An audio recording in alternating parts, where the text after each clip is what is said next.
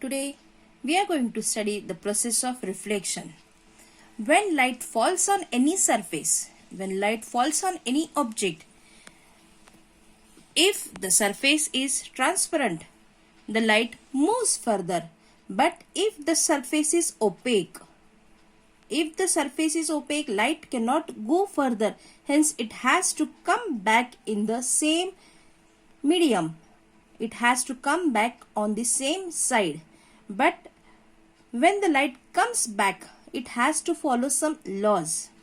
The process of reflection: if the light falls on any surface, if it is opaque, light cannot pass further. Hence, it has to come back. This process is called as reflection. Coming back of the light, bouncing back of the light in the same medium, on the same side. This process is called as reflection.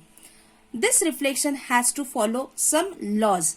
Let us study the laws of reflection with the help of a diagram. If this is the opaque surface, if the light falls on the surface, when the light falls on the surface, let us consider this as the incident ray.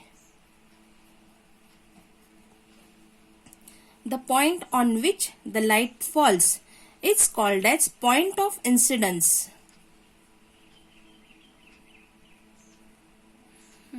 On the point of incidence, a perpendicular is drawn, and this perpendicular is called as normal. The incident ray forms an angle with the normal. The angle formed between the incident ray and the normal is called as angle of incidence. Whatever is the angle of incidence, with the same angle the light ray is reflected. This is the process of reflection. This ray is called as reflected ray. And the angle formed between the normal and the reflected ray is the angle of reflection. This all process follows some laws. So let us study the laws of reflection. The first law. The incident ray, now we have seen what is the incident ray. The incident ray, normal,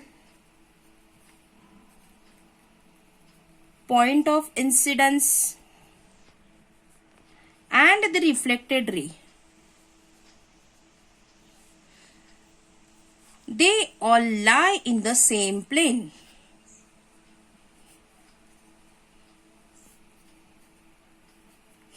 Second law, the incident ray and the reflected ray are always on the opposite side of the normal. At this side is the incident ray, then on the opposite side of the normal is the reflected ray. That is the incident ray and the reflected ray are always on the opposite side of normal.